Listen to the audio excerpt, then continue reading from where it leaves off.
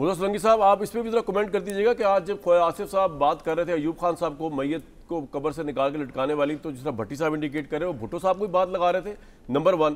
اور نمبر 2 سر، یہ جو ٹروتھ اینڈ ریکنسیلیشن ہے یہ سب کے لیے تو ہو سکتا ہے، لیکن اس وقت کے جو موجودہ حالات چل رہے ہیں، جو اسٹیبلشمنٹ کا بڑا سخت موقف ہے، وہ عمران خان کے لیے تو نہیں ہو سکے گا یا ہو سکے گا؟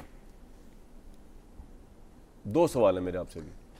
دیکھیں، جو پہلی بات ہے وہ یہ ہے کہ یہ ابھی جو آپ نے خواجہ صاحب کی جو تقریر چلائی اور اس پر یہ جو سارے تبصرے ہو رہے ہیں، اس کا ایک کانٹیکسٹ ہے، اس کا ایک تناظر ہے، اور وہ تناظر جو ہے وہ ہمیں نہیں بھولنا چاہیے۔ وہ یہ ہے کہ قائد حزب اختلاف عمر ایوب صاحب نے جب تقریر دل پذیر فرمائی گھنٹے 1.5 کی، جی تو اس پر جو حزب اقتدار کی جو سائیڈ تھی وہاں سے کوئی شور شرابہ نہیں ہوا، ان کی تقریر میں کوئی رخنا نہیں ہوا، ان کی تقریر چلتی رہی۔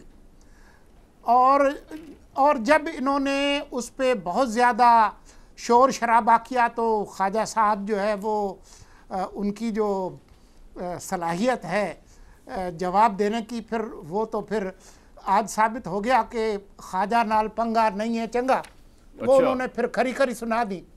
باقی جو تاریخ کی جو بات ہے وہ یہ ہے کہ جب ملک میں مارشل لا لگا ہو تو اس وقت اگر آپ 30 سال کے نوجوان ہیں تو کیا کریں گے؟ آپ اسی کو جوائن کریں گے؟ یا تو آپ چے گویرا بن جائیں، انقلاب کریں گے، کیا کریں گے؟ تو بھٹو صاحب کے حوالے سے جو بات ہے وہ مناسب نہیں ہے۔ وہ اس وقت سیاستدان نہیں تھے، ایک نوجوان جو باہر سے پڑھ کے آیا، وہ وکالت کر رہا تھا، ملک کا ماحول ماشاءاللہ کا تھا، آپ یہ کہہ رہے ہیں؟ کراچی کے اندر جی کیپٹل جو ہے وہ کراچی میں تھا، ان کی بیوی اور اسکندر مرزا کی بیوی جو ہے دونوں اصفہانی تھیں، دوست تھیں۔ یہ ایک کانٹیکسٹ ہے۔ بھٹو کی سیاست شروع ہوتی ہے جب وہ استعفیٰ دیتے ہیں وزیر کی حیثیت سے اور اپنی جماعت شروع کرتے ہیں، بالکل ٹھیک، 66 میں۔ تو اس کے بعد انہوں نے مڑ کے نہیں دیکھا، تو اس کے بعد آپ ان کی سیاست پہ تبصرہ کریں، اور اس آدمی نے اس کی قیمت اپنے خون سے ادا کی ہے۔ تو یہ جو اس طرح کے جو تبصرے بازی ہے وہ تاریخ کا جو تناظر ہے اس کو نہ بھولیں۔ خواجہ آصف پہ ضرور تنقید کریں، لیکن خواجہ آصف نے آج ہی اس فلور پہ اس سے پہلے بھی معافی مانگ چکے ہیں کہ جو میرے ابا نے کیا وہ غلط کیا، تو یہ بھی ہمت دکھائیں۔ تو آپ کہہ رہے ہیں عمر ایوب بھی معافی مانگے ایوب خان صاحب کے رول پہ، آپ یہ کہہ رہے ہیں؟ دادا نے بھی غلط کیا، ہمت دکھائیں، بھائی ہمت دکھانی چاہیے تھی۔ یہ نہ کریں کہ جی آپ پوائنٹ آ گیا سر، آپ کا پوائنٹ آ گیا۔ نہیں، میں اپنے محترم سولنگی صاحب کے ساتھ ہوں، ساروں کو ہمت دکھانی چاہیے، معافی مانگنی چاہیے، اور اسی میں ہی ہے کہ آگے بڑھیں، ٹھیک ہے۔ لیکن میں یہ اس بات کو میں نہیں مانتا کہ ان کی سیاست اس وقت شروع، جب ہمیں سوٹ کرتا ہے ان کو، اس وقت ہمارے چیزوں کو سوٹ کرتا ہے، اس وقت سیاست شروع ہوئی تھی۔ سیاست اس وقت شروع ہوئی تھی جب وہ دوسری بات یہ ہے کہ جس وقت جنیجو صاحب کی حکومت توڑی تھی، اس وقت نواز شریف صاحب کو ضیاء الحق کے ساتھ نہیں کھڑے ہونے چاہیے تھا، جنیجو صاحب کے ساتھ کھڑا ہونا چاہیے تھا۔ تیسری بات، جب مشرف نے مارشل لا لگایا تو بے نظیر بھٹو نے ویلکم کیا، ٹھیک ہے۔ چوتھی بات، آخری بات، جب ایک مارشل لا جب لگتا ہے تو ہوتا کیا ہے؟ کیا آئین توڑتا ہے، الیکشن سے بھاگتا ہے، عدلیہ پر چڑھائیاں کرتا ہے، مینڈیٹ چوری کرتا ہے یا مینڈیٹ کی بربادی کرتا ہے۔ سننے پوائنٹ نہیں آیا، یہ آخری پوائنٹ۔ 4 کام کرتا ہے نا مارشل لا ایڈمنسٹریٹر، تو 4 کام تو یہ ہمارے سیولین کر چکے ہیں، یہ ان حکومتوں میں ہو چکا ہے، تو پھر ان پر بھی لگائیں آرٹیکل 6، جنہوں نے عمران خان دور میں آئین ٹوٹا، مسلم لیگ نون میں آئین ٹوٹا، ساروں پہ لگائیں۔ ٹاپک پہ آنا، لیکن جی مسلم صاحب آپ کچھ کہنا چاہ رہے ہیں پلیز؟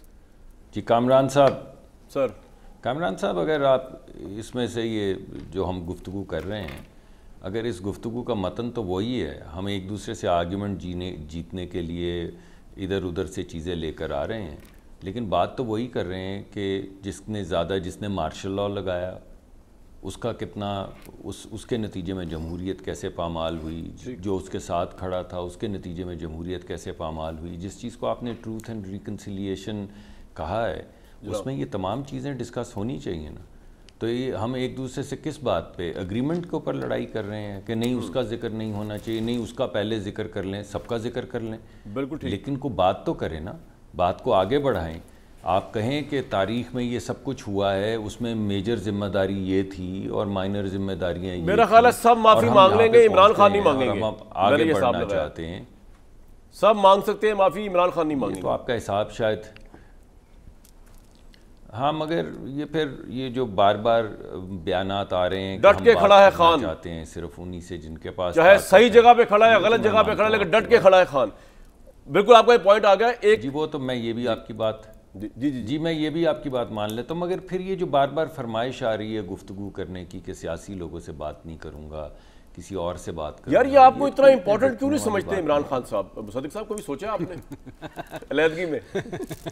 میں تو ان کو بڑا اہم سمجھتا ہوں. نہیں آپ اہم، وہ آپ کو نہیں سمجھتے ہیں. میں یہ کہہ رہا ہوں مالک صاحب تو ہمارے لیے امپورٹنٹ ہیں، آپ ہمیں وہ نہیں سمجھتے، کوئی حرج نہیں. ہم نے کب کہا ہے کہ ہم بڑے، میں نے تو کبھی بھی یہ دعویٰ نہیں کیا کہ میری اہمیت تو اسی وقت ہوتی جب آپ مجھے پروگرام میں بلا لیتے ہیں. نہیں مصدق صاحب آپ نے اپنی اہمیت خوب جتائی. لاسٹ 2 دفعہ آپ نہیں آئے. جب آپ کا پروگرام لاسٹ 2 دفعہ آپ نہیں آئے، جب آپ کا اور اگر آپ آج بھی نہ آتے تو میں نے دعائیں مانگنی شروع کر دی تھی، یا اللہ مصدق ملک صاحب سے منسٹری واپس لے لے، وہ ہمارے پروگرام جو کہ تو رہ جائے. بہرحال